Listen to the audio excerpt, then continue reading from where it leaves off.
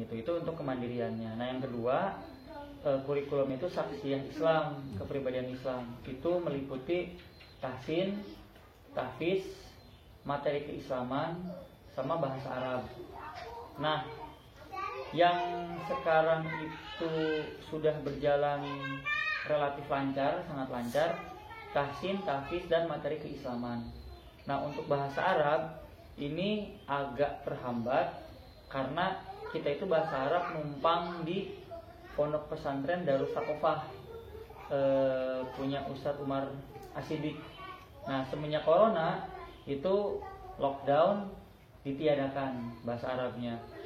Kita juga ada guru Ustadz Rizal, itu juga karena faktor lockdown, jadi kita nggak bisa. Sementara kalau gurunya yang didatangkan di sini, istrinya lagi hamil besar juga. Nah, jadi sekarang itu untuk kurikulum saksiyah Islam kita masih ada hambatan itu di bahasa Arab. Bahasa Arabnya apa? Kitabah sama muhadasah. Jadi bahasa Arab di sini itu fokusnya nanti kedua, supaya bisa baca kitab gundul, sama supaya bisa komunikasi, supaya bisa berdialog. Nah, kenapa yang kitabahnya juga dipelajari? Karena tadi dipersiapkan buat jadi aktivis dakwah, jadi harus bisa baca kitab gundul. Nah, itu untuk yang kurikulum kepribadian Islam. Dan yang ketiga itu kurikulumnya tabani masolih ummah. Jadi memang harus aktif dalam kegiatan yang itu turut membantu menyelesaikan masalah umat gitu. Salah satu contoh yang waktu di Cibudeg itu banjir longsor, itu kita kirim santri ke sana. Santri dikirim ke sana pakai kuda, bantu menyalurkan bantuan sembako. Terus ronda ikut ngojek. Jadi intinya santri itu nggak boleh eksklusif, nggak boleh terpisah dari masyarakat, seperti itu. Dan masa waktu pendidikan di Al-Karim itu 1 semester. Jadi cuma 1 semester, cuma 6 bulan. 6 bulan itu dikasih basic ilmu kehidupan. Nanti setelah 6 bulan dikasih pilihan ke orang tuanya, apakah akan lanjut di Al-Karim atau lanjut di tempat lain. Nah, itu diberikan pilihan orang tua sama anaknya, seperti itu. Kayak sekarang ini kan ada 8 orang ya. Dari 8 ini 7 orang kemungkinan bakal terus, tapi yang 1 orang kemungkinan bakal ke Serang buat pindah ke pondok yang di Serang. Nah, mungkin seperti itu pengantarnya. Kalau ada hal-hal lain nanti bisa sekaligus sambil tanya jawab. Nah, nanti habis tanya jawab kita bisa keliling buat lihat kondisi di pondok. Tadi sempat lihat villa 1 nggak? Belum ya. Jadi sebenarnya ini ada 2 villa. Ini villa 2, villa 1 itu jauh lebih luas. Nah, cuman yang di villa 1 itu udah dijual, udah laku. Tapi kita masih bisa gunakan untuk latihan berkuda, itu halamannya luas banget. Nah, biasanya kita kalau udah mahir penunggang kuda, santri, itu kita latihannya di sana. Latihan kencang gitu ya, kalau kuda kencang. Jadi memang kalau di sini kemandirian, ilmu keislamannya tadi, tahsin, tahfiz, sama materi keislaman dan bahasa Arab, aktif dalam kegiatan sosial. Nah, bonusnya dikasih skill berkuda, panahan, terus menulis, sama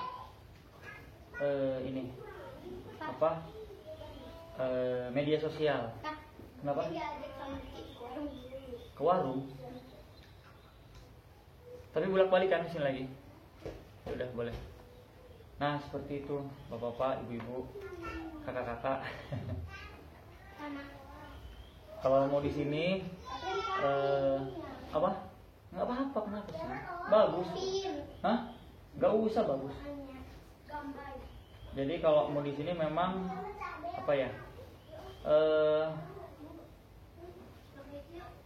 saya sering bilang itu kalau di sini tuh kita harus siap hidup susah. Bisa jadi hari ini kita sarapan pakai sop, makan siang pakai ayam goreng, makan sore pakai telur dadar gitu ya. Bisa jadi besok kita makan cuma sama mie gitu. Saya pernah itu di sini 2 hari berturut-turut kita makan cuma nasi sama mie doang, pernah gitu. Tapi insya Allah nggak akan sampai nggak makan tuh enggak gitu. Makan tuh masih 3 kali sehari. Jadi kalau makan di sini itu saya atur wajib ada protein, karbohidrat sama serat. Nah itu. Protein bentuknya bisa daging, bisa protein nabati. Nah, tapi seringnya itu memang protein hewani.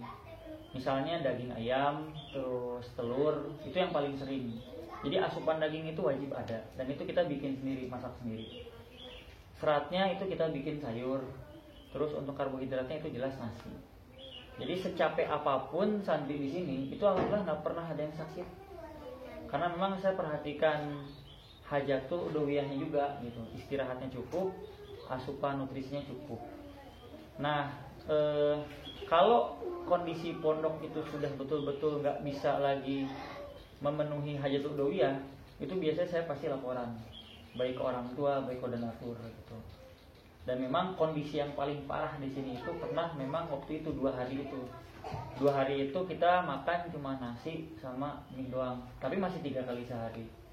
Nah, alhamdulillah hari ketiga itu ada rezeki kita makan normal lagi. Jadi kalau sampai nggak makan itu insya Allah enggak.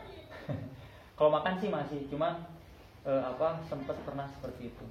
Nah, kalau udah 3 hari berturut-turut cuman makan nasi sama mie doang, nah itu saya akan bilang ke orang tua. Saya akan bilang ini pondok udah nggak sanggup memenuhi udhawiyah. Terserah Bapak apakah masih mau bertahan di sini, maksudnya berjuang dengan kondisi yang ada, atau diambil pulang. Nah itu diserahkan ke orang tua masing-masing. Jadi hidup di sini emang benar-benar berjuang itu benar. Emang kita berjuang buat hidup, berjuang buat nuntut ilmu, sama berjuang buat dakwah juga. Karena nanti santri di sini memang diarahkan itu jadi pengemban dakwah, gitu. Ya paling itu. Kalau ada yang mau ditanyakan, silakan. Bapak atau Ibu. Kalau santri perempuannya? Kalau santri perempuan itu ngekos, Bu. Oh. Jadi ini cuman bagi santri ikhwan. Kalau untuk akhwatnya mereka ngekos di dekat Khairul Ummah, sebelahan sama kosan ustadznya. Kita ada ustadz yang ngajar tahsin, tahfiz itu Ustadz Teja Apriansyah. Dia guru di Khairul Ummah. Di Khairul Ummahnya juga ngajar tahsin sama tahfiz juga. Nah, alhamdulillah sekitar 3 bulan lalu kita kerjasama sama Khairul Ummah. Jadi kita bisa belajar gratis di sana, tahsin sama tahfiz. Santri Khairul Ummahnya belajar berkuda gratis di sini, gitu. Dan untuk tiap santri memang kita lihat potensinya juga, Bu. Kayak di sini ada yang namanya Lutfi, dia sudah hafal 30 juz, tapi mutkinnya itu 8 juz. Nah, saya kasih target dia harus lulus dengan kondisi mutkin 9 juz. Ada juga di sini Afif itu mutkinnya 3 juz, dikasih target sama saya mutkin 4 juz. Ada satu lagi Rafi yang tadi itu, dia memang agak susah kalau menghafal, makanya buat dia targetnya itu dibedain. Buat dia targetnya di tahsinnya. Tahsinnya kan dia masuk ke sini dari mulai jilid 1 tuh, dari 0. Nanti ketika lulus dia harus sudah bisa di level tajwid. Nah, jadi saya juga di sini mencoba realistis, lihat anak itu nggak disamakan gitu tuntutannya, targetnya, karena tiap anak punya potensi yang beda-beda, dan tiap orang tua pun menitipkan anaknya di sini itu memang targetnya juga beda-beda. Ada yang pengen bagus di tahsinnya, di tahfiznya. Ada yang dari Solo itu, kalau anak saya sih supaya berani gitu, supaya dia mandiri, ada juga. nggak apa-apa, tahsin tahfiznya nggak perlu terlalu difokuskan, akademis ke materi Islamannya nggak terlalu difokuskan, yang penting dia jadi berani. Ada yang seperti itu. Kayak dari kita kan 8 orang itu 2 dari Solo, 2 dari Serang, terus 2 dari Bogor, 1 Bekasi, 1 Sukabumi. Nah yang 2 dari Solo ini adik kakak, perempuan sama laki-laki. Yang perempuannya 14 tahun, yang laki-lakinya 11 tahun. Yang perempuannya itu targetnya supaya jago berkuda. Orang tuanya setahu saya itu Salafi. Nah beliau juga tahu saya dari mana gitu. Anaknya yang laki-laki yang 11 tahun itu targetnya supaya dia berani. Karena anaknya yang laki-laki ini yang 11 tahun, dia kalau tidur itu selalu diklonin sama ibunya. Nah itu pengen jadi berani katanya. Jangankan nunggang kuda, dia lihat kuda aja takut itu yang 11 tahun itu. Hari ketiga di sini nangis pengen pulang. Nah itu saya sempat bingung, waduh ini anak gimana nih. Saya lapor ke ibunya, Bu ini anak ibu hari ketiga nangis minta pulang, gimana nih Bu? Ya udah Om, coba disemangatin aja. Gimana nih Bu caranya Bu? Akhirnya kita ngobrol lama tuh tentang anak itu, ngobrol lama. Alhamdulillah 2 bulan kemudian pas corona kan diambil pulang tuh. Yang 11 tahun tadi yang laki-laki justru nangis pas mau dibawa pulang. Jadi nggak mau dibawa pulang ke Solo, betah di sini. Terus pas sudah nyampe Solo, 3 hari kemudian ibunya WhatsApp ke saya. WhatsAppnya masih ada. Om ini namanya Hanzola. Om ini Hanzola udah 3 hari nggak mau ngobrol sama saya, pengen balik ke pondok katanya. Jadi kalau kami di sini memang nggak kaku seperti di sekolah formal. Setiap santri di sini udah saya anggap kalau nggak anak ya adik gitu.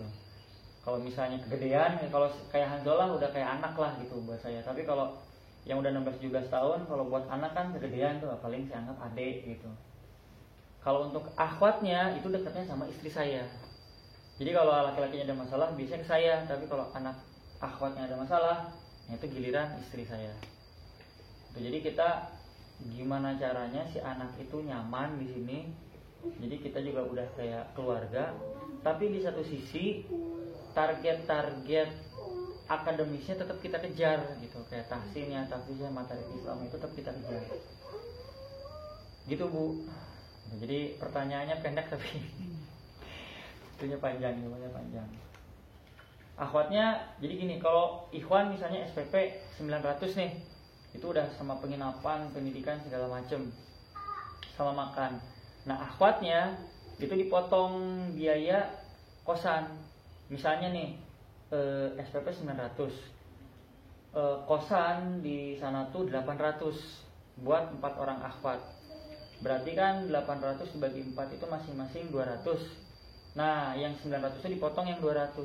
Jadi mereka bayar 700 SPP-nya. Nah seperti itu sistemnya Bu di sini. 900 itu ya untuk masuk semua kas pondok, buat operasional, buat makan, termasuk buat ngasih makan budak juga.